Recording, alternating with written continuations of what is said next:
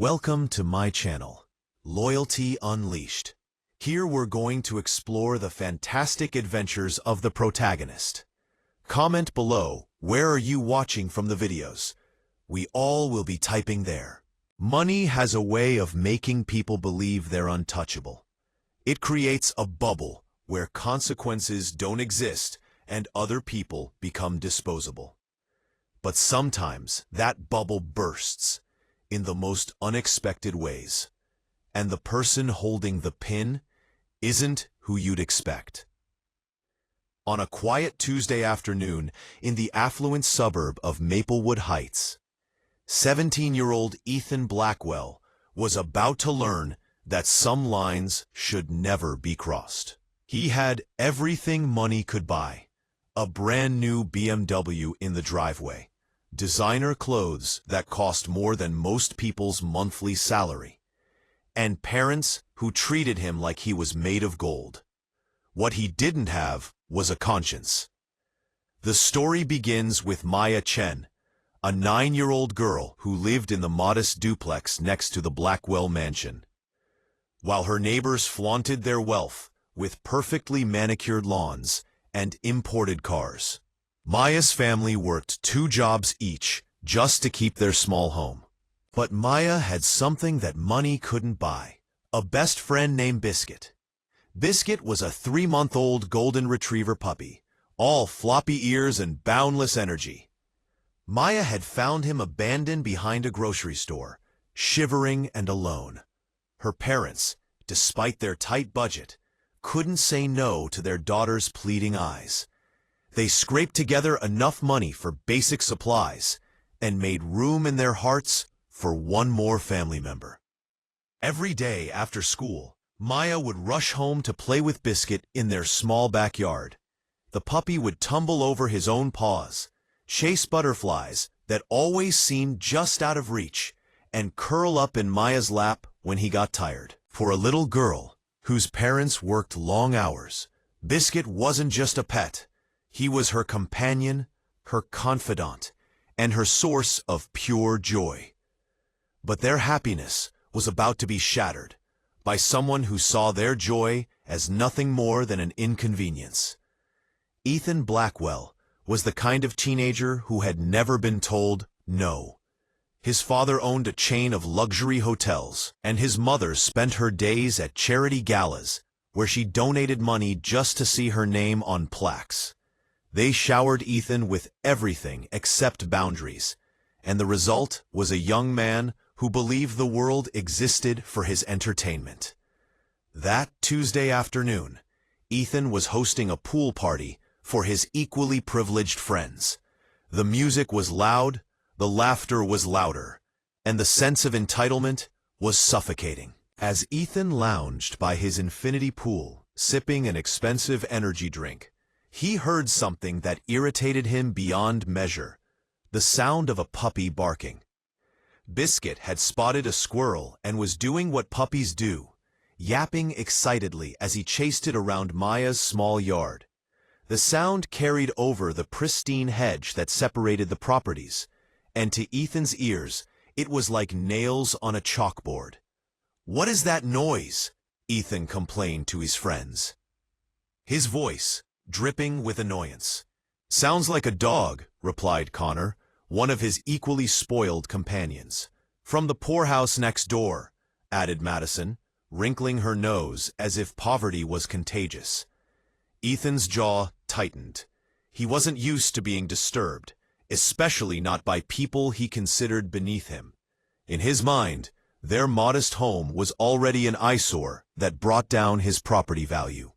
Now their pet was disrupting his party. He stood up, his designer swim trunks dripping chlorinated water onto the Italian tile surrounding his pool. "I'll handle this," he announced, marching toward the fence with the confidence of someone who had never faced real consequences.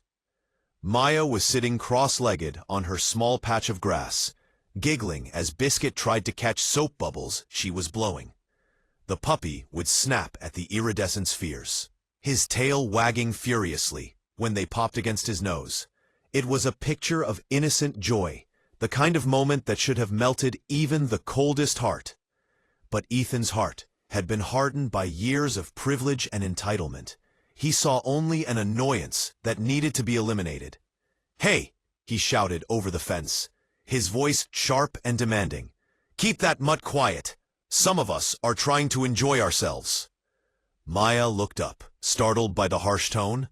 At 9 years old, she didn't understand why someone would be angry about a puppy playing. "He's just happy," she called back, her voice small and confused. "He's not hurting anyone." "He's hurting my ears," Ethan snapped. "And if you can't control him, maybe you shouldn't have a dog." The cruelty in his voice made Maya's eyes well up with tears. She pulled Biscuit closer to her chest, feeling his little heart beating rapidly against her hands. "We're not being loud," she whispered, more to herself than to him. But Ethan was just getting started.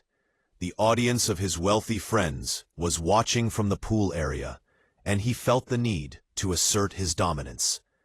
In his twisted worldview, showing mercy to the neighbors would make him look weak.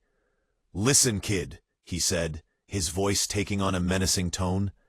"This is a nice neighborhood.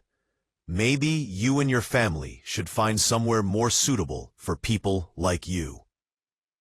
The words hit Maya like a physical blow. She didn't fully understand what he meant, but she knew it was meant to hurt. Tears began streaming down her cheeks as she held Biscuit tighter. That's when Ethan made the decision that would change everything. Seeing the little girl's tears didn't soften his heart. It emboldened him. In his mind, he had established his superiority, and now it was time to drive the point home. He walked to the gate that separated their properties, a gate that was usually kept locked but had been left open by a maintenance worker earlier that day. Maya's parents had meant to check it when they got home from work, but they were running late from their jobs at the local hospital where her mother cleaned rooms and her father worked in the kitchen. Ethan pushed through the gate like he owned the place, his wet feet leaving tracks on Maya's family's modest concrete patio. His friends had gathered at the fence now, phones out, thinking they were about to witness some harmless entertainment. "Please don't hurt him," Maya pleaded, backing away as Ethan approached. She could see something dangerous in his eyes, something that made her small body tremble with fear. Biscuit, sensing his owner's distress, positioned himself between Maya and the threatening stranger. His puppy growl was more adorable than intimidating, but his protective instinct was already strong. He might have been tiny, but he was brave. Ethan looked down at the small golden puppy and smiled. Not a warm smile, but the cold expression of someone about to do something terrible. He had an audience, he had power, and he had no conscience to stop him from using both. What happened next would haunt Maya for years to come. But it would also set in motion a chain of events that would teach Ethan Blackwell the most important lesson of his privileged life. Because living next door, in a house so modest it barely registered on Ethan's radar, was a man who had seen real evil in the world and had dedicated his life to stopping it. Senior Chief Petty Officer Marcus Rivera had just returned from his 3rd deployment overseas. He was trying to readjust to civilian life, to find peace in the quiet suburb after years of combat zones and life-or-death decisions. Marcus had chosen this neighborhood specifically for its tranquility. After years of sleeping with one eye open in hostile territory, he craved the simple pleasure of morning coffee without checking for snipers. His small rental house was Spartan by choice. A few pieces of functional furniture, military-issued bedding, and photographs from his service that he couldn't quite bring himself to pack away completely. He was in his kitchen, methodically cleaning his service weapon out of habit, when he heard the commotion next door. At first, he dismissed it as typical neighborhood noise. Kids playing, dogs barking, the soundtrack of normal life that he was still learning to appreciate. But something in the tone made his trained instincts prick up like radar detecting an incoming threat. Marcus moved to his window, staying back in the shadows as he'd been taught. What he saw made his blood run cold in a way that enemy fire never had. A teenage boy, clearly for money, judging by his expensive clothes and entitled posture, was advancing on a small girl who was clutching a puppy and backing away in terror. The scene triggered something primal in Marcus. He'd seen bullies before, warlords who used their power to terrorize the innocent, corrupt officials who preyed on those who couldn't fight back. But seeing it happen in his own neighborhood, to a child who reminded him of his little sister back home, flipped a switch that had been dormant since his return. "Please," Maya's voice carried across the yard, high and desperate. "He's just a baby. Please don't hurt him." Ethan's response was to laugh, a sound so devoid of empathy that it made Marcus's jaw clench.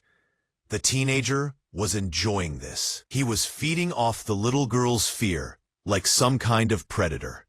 "Maybe this will teach you to keep your mutt quiet," Ethan said, raising his designer sneaker above the trembling puppy. That's when Marcus moved. Years of combat training kicked in, and he was out his back door before his conscious mind had even processed the decision. He vaulted his small fence in one fluid motion, landing silently in Maya's yard like a shadow given form. Ethan's foot was already descending toward Biscuit when a hand caught his ankle with the grip of a steel vise. The teenager's confident smirk vanished, replaced by confusion and then growing alarm as he found himself face to face with a man who looked like he'd been carved from granite. Marcus Rivera stood 6 feet tall, with shoulders that spoke of years carrying heavy gear through impossible terrain. His dark eyes held the kind of stillness that came from seeing too much violence, and his weathered hands showed scars from conflicts most people only saw in movies. He wasn't bulky like a bodybuilder, but lean and functional like a weapon designed for maximum efficiency. "Son," Marcus said, his voice carrying the quiet authority of someone who'd commanded men in life or death situations, "I think you might want to reconsider your next move." Ethan tried to pull his foot free, but Marcus's grip was immovable. The teenager's face flushed red with embarrassment as his friends watched from the fence, their phones still recording what they'd thought would be entertainment. "Let go of me," Ethan snarled, his voice cracking slightly. "Do you know who I am? My father will have you arrested."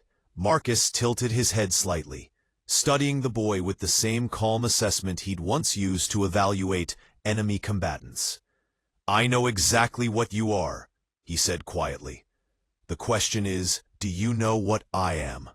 There was something in his tone that made Ethan's bravado falter. This wasn't like intimidating the cleaning lady or dismissing a teacher.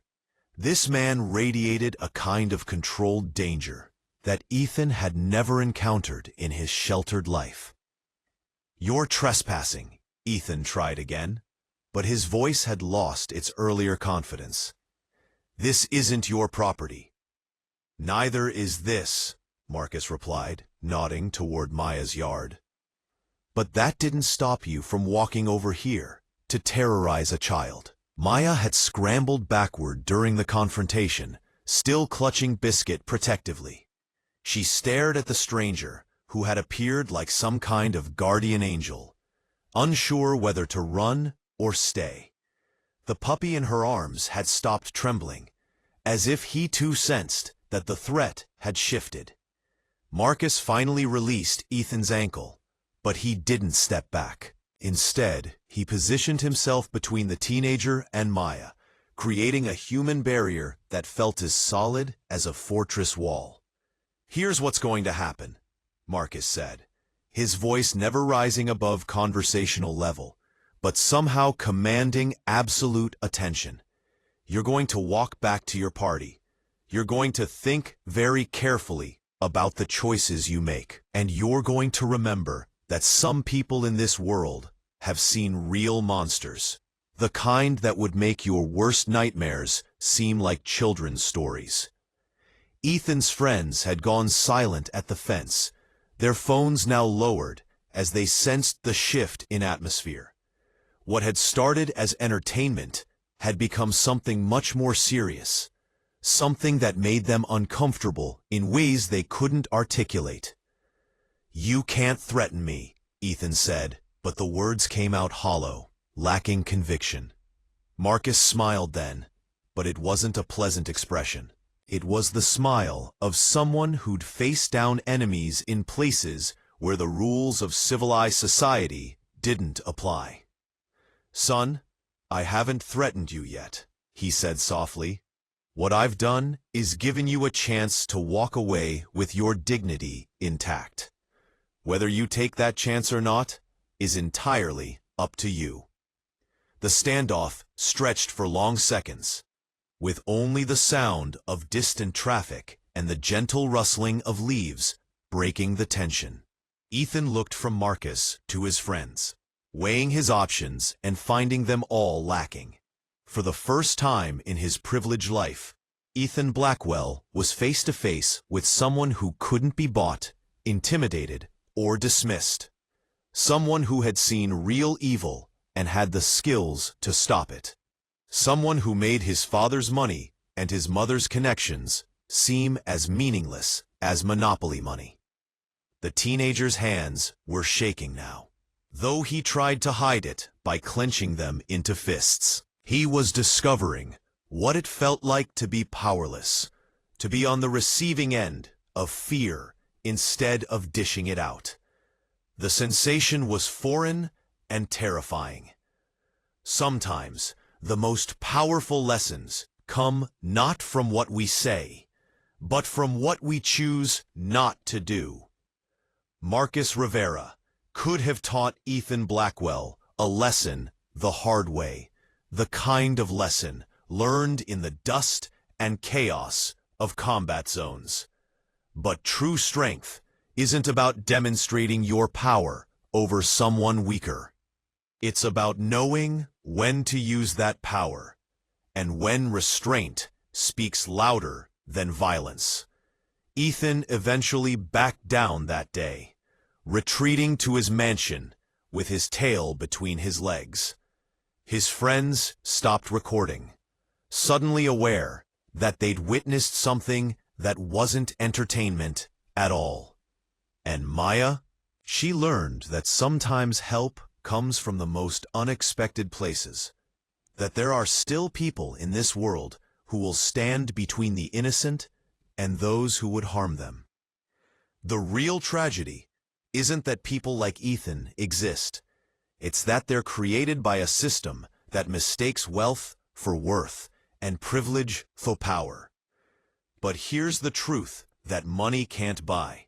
Character isn't inherited, courage isn't purchased, and respect isn't something you can demand. It's something you earn, one choice at a time. Marcus Rivera earned his through service, sacrifice, and the quiet decision to be a protector rather than a predator. And in that moment, facing down a spoiled teenager in a suburban backyard, he proved that real strength doesn't need an audience. It just needs a cause worth fighting for.